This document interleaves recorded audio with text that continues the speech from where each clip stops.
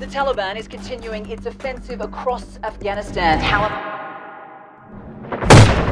Lightning strikes as a soldier's homecoming turns to horror. His mother, once proud, now huddles in a tattered tent near her former house. Homeless and broken, she ignites a fire of vengeance in the soldier's soul. Fury burns within him as he uncovers a web of lies devastating military families. The echoes of gunfire from his past fade into the cold silence of his new mission: to right the wrongs that have destroyed everything he held dear. Craig stood tall in his uniform, a mix of pride and anxiety coursing through him as he prepared to embark on his first combat deployment. The bustling military base in Cleveland, Ohio, was a hive of activity as soldiers said their goodbyes. Craig hugged his mom, Sarah, tightly. "I'll be back before you know it, Mom," he promised, forcing a smile. Sarah nodded, tears glistening in her eyes. "Stay safe, sweetheart. I'll be waiting." Months passed, and Craig found himself in the heart of war-torn Afghanistan. Gunfire and explosions became his daily soundtrack as he and his fellow soldiers fought to protect innocent civilians and each other. Amongst his closest comrades were James and Eric, all serving in the same battalion. Back home, Sarah's worry grew with each passing day. The military's strict communication blackout meant no calls, no emails, not even a single text from her son. Social media accounts lay dormant. As weeks turned into months and almost a year went by without a word, Sarah's anxiety reached a fever pitch. Then came the call that would change everything. Hello? "Mrs. Thompson?" a gruff voice asked. "We have your son, Craig. If you want to see him alive again, you'll need to pay $1.5 million. Sarah's world spun. How do I know you really have him?"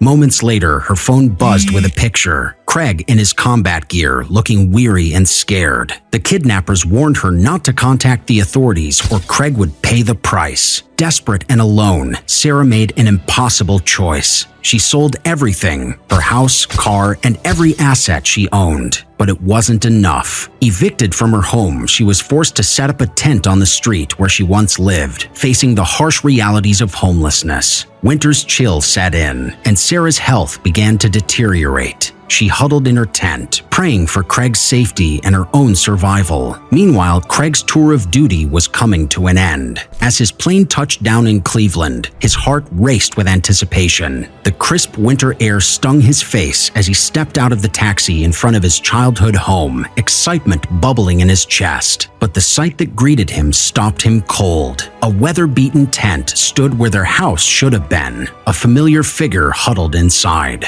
"Mom?" Craig called out, his voice barely a whisper. Sarah looked up, shock and relief flooding her face. "Craig, my son! Oh, thank God you're alive." She rushed to embrace him, her thin frame shaking with sobs. As Sarah recounted the horrifying ordeal and the ransom, Craig's blood boiled. With the help of his best friend James, he began investigating, determined to find the culprits. Their breakthrough came when Mike, another soldier from their battalion, approached them with a chilling revelation. "Guys, I think I know who's behind this," Mike said, his face grim. "I caught Eric sneaking photos of our personal files once. He always asked too many questions about our families." The pieces fell into place. Eric had been using his position to gather information and target military families. With the local authorities' help, they set up a sting operation, finally catching Eric in the act. Investigations revealed the shocking scope of Eric's crimes.